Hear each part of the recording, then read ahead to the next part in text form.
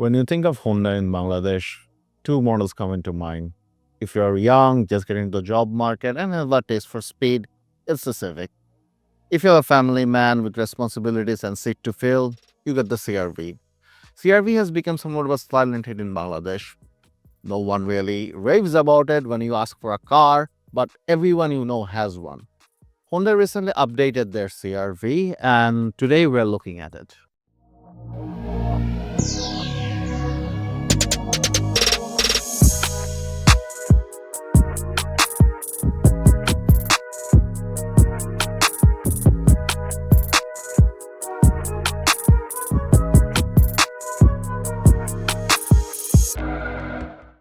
Let's start with the obvious, the looks.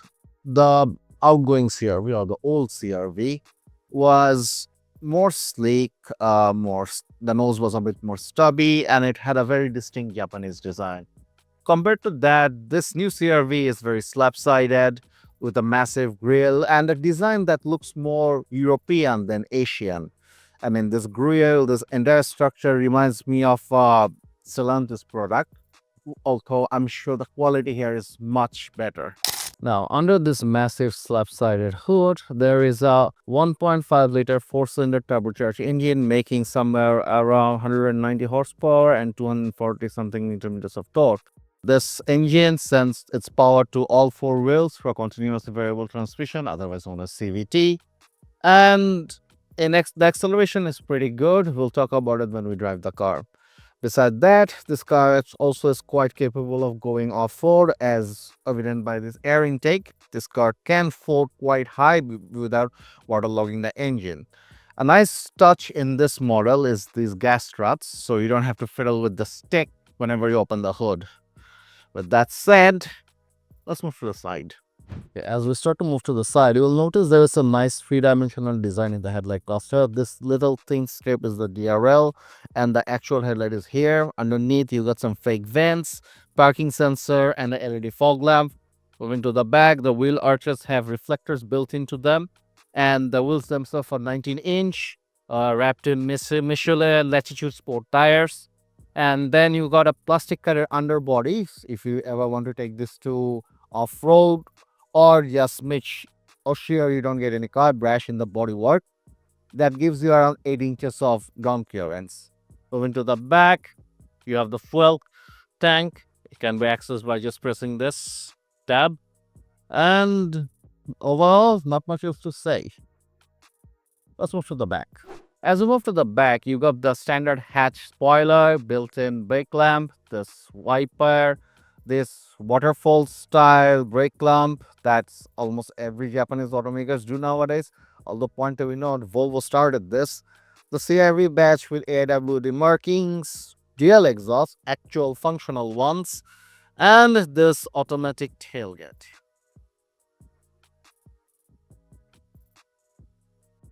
As you get in the cargo 4, you'll see it's rather small, but you can drop the third row as we did here to make more extra space.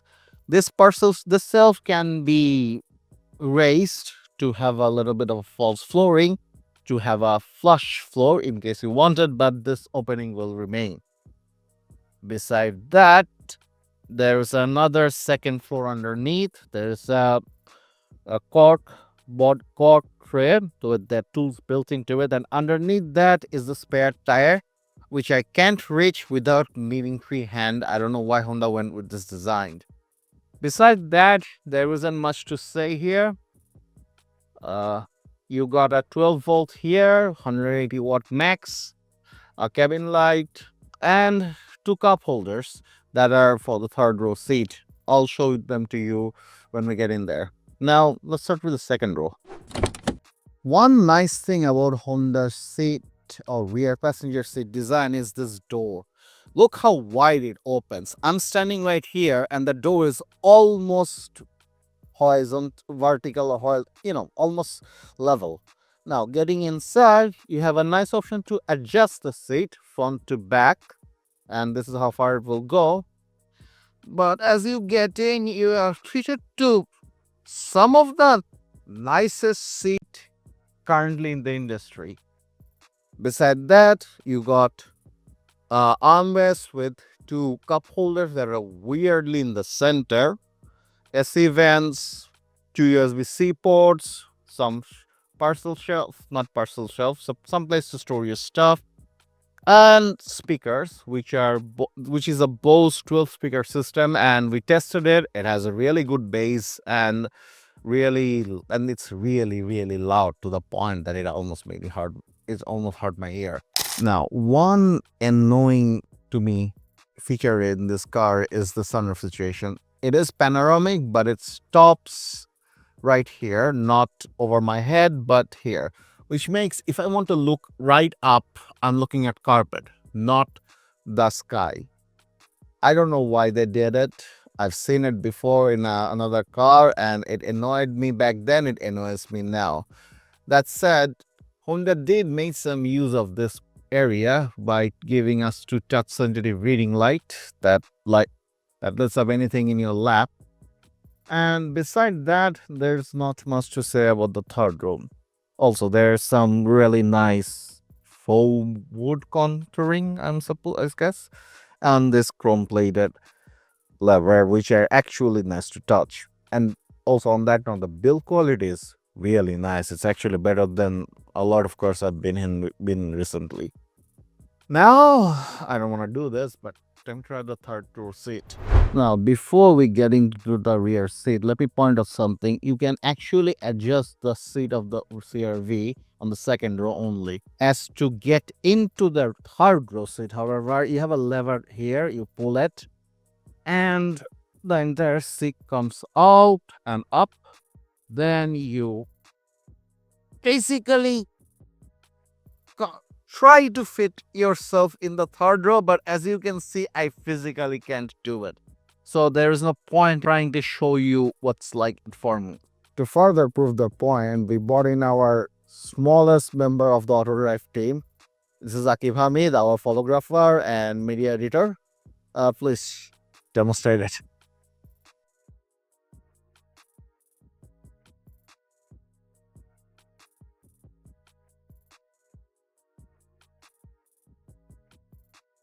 Do you have any leg room in there? Yeah. Okay, so just to point this out, if I get in here, this is the minimum leg room I'll take. Even if I am a bit cramped, this is me cramped. What about you, Akif? I mean, it works. How long can you sit like that? So a few hours, okay. So yeah, you can, if you're shorter by at least 2 feet, you can fit in there. But if you're like me, no, just no. Now, as we open the door of the new CRV, one of the nicer things you notice is the memory seat function. Let's say if I press 2, as you can see, the seat moves to a predetermined position. Besides that, this door card is actually have a few nice quotes to it. There's a little CRV legend in here, a big speaker, some forward trim, there's fake chrome handle, or it could be, actually, it could be a real chrome handle, can't tell, and a setup button for adjusting this overview and standard stuff. Getting in, okay, the memory setting isn't up for me. Both front seats are powered, however, you only get memory setting on the driver's seat. As I've adjusted my seat, I'm greeted to a very well designed dashboard, which coincidentally looks very similar to the one I've seen in the new Civic. You got the same honeycomb pattern, same stick-based air vents, and the same 7-inch infotainment system. Speaking of the infotainment system, it's actually quite responsive. You got a bunch of usual stuff such as a compass. Actually, that's not quite usual. You got vehicle settings, general settings, Bluetooth audio, smartphone connection, which has Bluetooth, and all. If I go to all apps, I don't know what's going on here. There's a trip computer that lets you calculate how much fuel you're gonna burn if you're going someplace. A nifty display mode feature that lets you bright or dim the display, and there's an off button if you just want to turn it off. And overall, it's pretty much what you want from a basic infotainment screen. Nothing fancy, but it'll get the job done. Beside that, in front of you got a nice leather wrap steering wheel with a bunch of buttons for lane capacity, speed limiter, and what have you, and a fully digital gauge cluster to show you everything you need to know. Beside the vents, you got a fully digital instrument cluster for your AC with some really nice tactile buttons with actual metal covering. If I'm not wrong, it feels metal. Underneath, you got two USB port, one regular, one USB-C, another 12-volt socket, a place to store stuff, and a really tacked on a wireless charging port. Underneath of that, you got your gear lever, drive mode selector, electronic parking brake, and your cup holders, which has a, if I'm not wrong, an ashtray. Yes, this is an ashtray. And as typical for cameraman, his lens.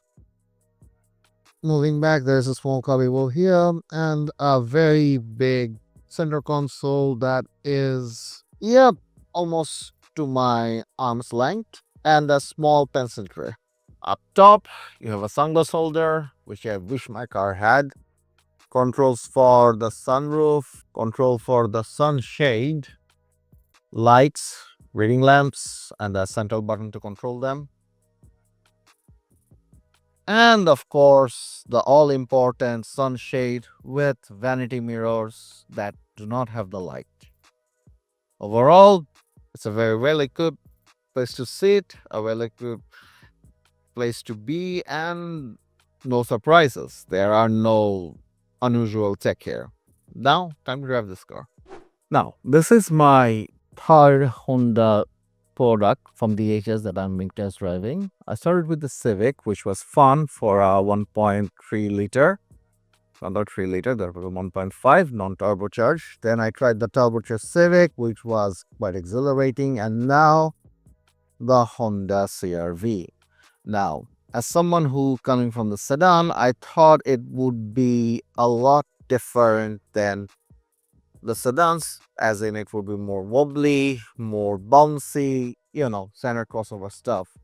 However, so far I have been pleasantly surprised. The car, despite being a crossover, is surprisingly planted. The suspension is nice, and yes, well, there's bloody roll. It won't throw you around. As for acceleration, the turbocharge kicks in as soon as you press the accelerator and accelerates shockingly fast, especially considering where we are. The brakes are good. We almost drove into a cyclist in the Hadirjil area because that guy has zero social awareness whatsoever, and the brakes did an excellent job of stopping the car. I think this already picked up, but one of the nifty features of the Honda CR-V is this blind spot camera.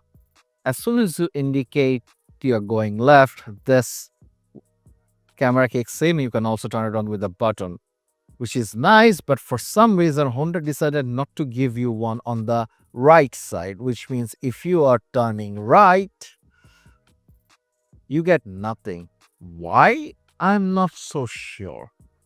Maybe Honda thinks that does in this side the ORVM is good enough. Overall, I had fun with this car. It's fast, it's reasonably planted, and you can have fun with it if you want to. Now, the biggest sticking point of this CR-V, in my opinion, is the price. At somewhere between 90 to 95, well, for the actual price on the screen, this is a big investment to make. However, if you are looking for a Japanese car that has all the bells and whistles and a really nice interior tech that may not be too overwhelming to use and really, really nice tactile control, you can go along with the new CR-V. It's nice, it's good looking, very European, I've said before. And overall, if I had the money and money at a crossovers, I would put this on my short list. That will be all. Thank you.